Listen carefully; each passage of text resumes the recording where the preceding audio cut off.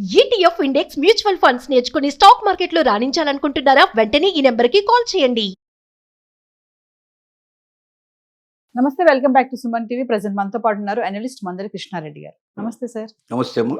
Sir, మనము bank సంబంధించి minimum balance మీద కొన్ని వీడియోలు చేసాం. సో ఈరోజు ఏంటంటే ఇంకొక న్యూస్ అనుకోవాలి కస్టమర్స్ అందరికీ కూడా. మినిమం బ్యాలెన్స్ పైన కొన్ని మార్పులు తీసుకొచ్చారంట.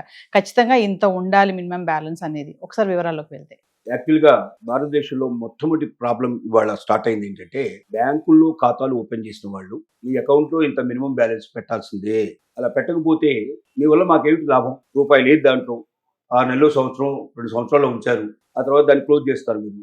లేదంటే సంవత్సరం 2 సంవత్సరాల తర్వాత ఏదో కొంత డబ్బు వేసి మీరు వాడుకుంటారు. ఈ 2 సంవత్సరాల పాటు మీ అకౌంట్ మేము మెయింటైన్ చేస్తూనే ఉండాలి, దాన్ని అప్లోడ్ చేస్తూనే ఉండాలి ఎప్పటికప్పుడు. దాంట్లో బ్యాలెన్స్ ఏముందో చెక్ చేయాలి, నెల బ్యాలెన్స్ అయినా కూడా ఇన్ఫర్మేషన్ రాయాలి. గతంలో ఏముందంటే 1000 రూపాయలు మినిమం బ్యాలెన్స్ పెట్టుకుంటే సరిపోతుంది, 500 బ్యాలెన్స్ పెట్టుకుంటే సరిపోతుంది. గవర్నమెంట్ బ్యాంక్స్ అన్నిటికీ, నేషనలైజ్ బ్యాంక్స్ ఉండేది. ప్రైవేట్ బ్యాంక్స్ అయితే 2500, 5000 రూపాయలు మినిమంగా అట్లా అడిగేవాళ్ళు. అంతవరకు ఇవ్వడానికి ఎవరికి పెద్దగా ఇబ్బంది ఉండేది కాదు. అంటే అది ఒక ఫిక్స్డ్ డిపాజిట్ లాంటిది. మినిమం బ్యాలెన్స్ అనేది ఒక ఫిక్స్డ్ డిపాజిట్ లాంటిది. అంటే ఒక 5000 రూపాయలు ఖచ్చితంగా మనం తీయకుండా ఉంటే, ఇలా 5000 చొప్పున కొన్ని లక్షల మంది పెడతారు కాబట్టి, లక్షల మంది ఇంటూ 5000 వేసుకున్నట్టయితే కొన్ని కోట్ల రూపాయలు వస్తాయి.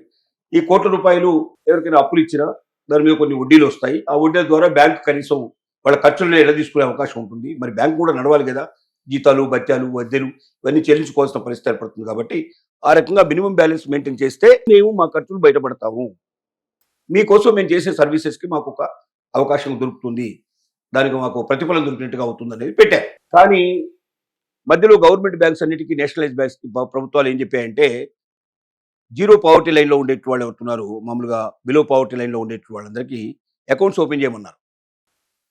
జీరో అకౌంట్స్, డబ్బులు ఏమి ఉండవు బ్యాంకులో. ప్రభుత్వ పథకాలు ఏమైనా వచ్చినప్పుడు దాంట్లో అకౌంట్లో పడతాయి. ఇప్పుడు ప్రతి నెల పెన్షన్స్ ఇస్తున్నారు, రైతులకి కొంత ఆర్థిక సాయం చేస్తున్నారు, మహిళలకు ఆర్థిక సాయం చేస్తున్నారు, రోజువారీ విత్తనాలు తీసుకునే వాళ్ళు వీళ్ళకి ఎవరైతే ఉంటారో వాళ్ళకి, అంటే ప్రభుత్వమే వాళ్ళని కొంత పన్ను కల్పిస్తోంది. సంవత్సరంలో కనీసం 3 నెలల పాటు వాళ్ళకి పన్ను కల్పిస్తుంది. ఆ పన్నులకు వెళ్ళిన వాళ్ళకి డబ్బులు కూడా వాళ్ళ అకౌంట్లోకి పంపిస్తారు. అంటే డైరెక్ట్ ట్రాన్స్ఫర్ అన్నట్టు. మధ్యవర్తులు భోజనం చేయకుండా, మధ్యవర్తులు మళ్ళీ దీని లోపల ఏమి లంచాలు తీసుకోకుండా ఎవరి అకౌంట్లోకి వాడు డబ్బులు పంపిస్తే వాడే డ్రా చేసుకునే పద్ధతిలో ఉంటుందని ప్రభుత్వం అకౌంట్స్ ఓపెన్ చేయించింది. అలా కొన్ని లక్షల ఖాతాలు, జన్ధన్ యోజన అని చెప్పి లక్షల ఖాతాలు ఓపెన్ చేయించారు. ఇలా దేశం అంతా కూడా ఖాతాలు ఓపెన్ అయినాయి.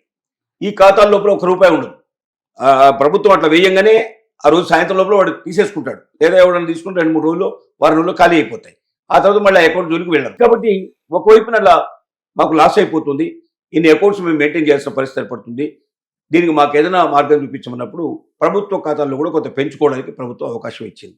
అంటే జన్ధన్ వాళ్ళ దగ్గర కాకుండా, అంటే బిలో పవర్టీ లైన్లో ఉండే వాళ్ళకి కాకుండా వేరే వాళ్ళ అకౌంట్స్ ఓపెన్ చేసినప్పుడు కనీసం 5000, 10,000 మినిమం పెట్టుకున్నట్టుగా బ్యాలెన్స్ చూపించింది. కొన్ని బ్యాంకులు 5,000 అని, కొన్ని బ్యాంకులు 10,000 అని అట్లా పెట్టాయి. ఏవైతే జీరో పవర్టీ లైన్లో ఉండేవాళ్ళు ఎవరుతున్నారో వాళ్ళకి మాత్రం తప్పనిసరిగా ఏ అకౌంట్ అయినా ఎంతైనా పర్లేదు పెట్టాయి. కానీ ప్రైవేట్ బ్యాంకులు ఏం చేశాయంటే ఇష్టారీతులు పెంచుకుంటూ వస్తున్నాయి. ఇప్పుడు హెచ్డిఎఫ్సి బ్యాంకు మనం ఉదాహరణ తీసుకుందాం. హెచ్డిఎఫ్సి బ్యాంకు గతం లోపల 25,000 రూపాయలు మినిమంగా ఉండేటువంటిగా అకౌంట్స్, కొన్ని అకౌంట్స్ని వాళ్ళు జారీ చేశారు.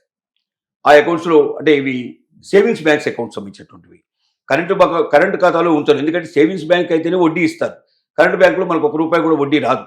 కరెంట్ వాళ్ళు ఎప్పుడు కూడా మినిమం బ్యాలెన్స్ ఎక్కువ ఉంటాయి, వాళ్ళు తప్పనిసరిగా మెయింటైన్ చేసిన పరిస్థితులు ఉంటాయి. ఇది సేవింగ్స్ బ్యాంక్ అకౌంట్లో గతంలో 25,000 రూపాయలు ఉన్నటువంటి అకౌంట్స్ని ఇప్పుడు 50,000 రూపాయలకు పెంచారు. వాళ్ళు మినిమం బ్యాలెన్స్ అన్నిట్లు పెంచారు.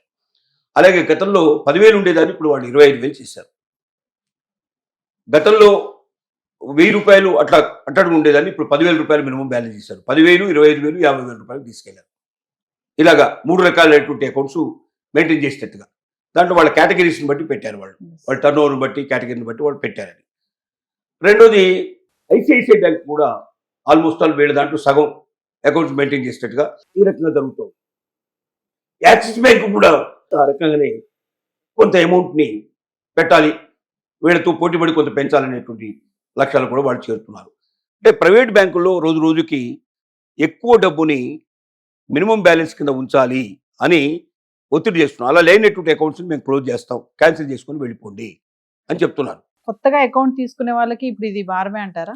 ఇది కొత్తగా అకౌంట్స్ తీసుకున్న వాళ్ళకే ఈ భారం వేస్తున్నారు. వాస్తవంగా మనకు గత సంవత్సరం దాకా ఉన్న వాళ్ళు, ఈ సంవత్సరం జూన్ దాకా ఉండేటువంటి వాళ్ళు కూడా పాత బ్యాలెన్స్ విధానాన్ని కంటిన్యూ చేస్తున్నారు.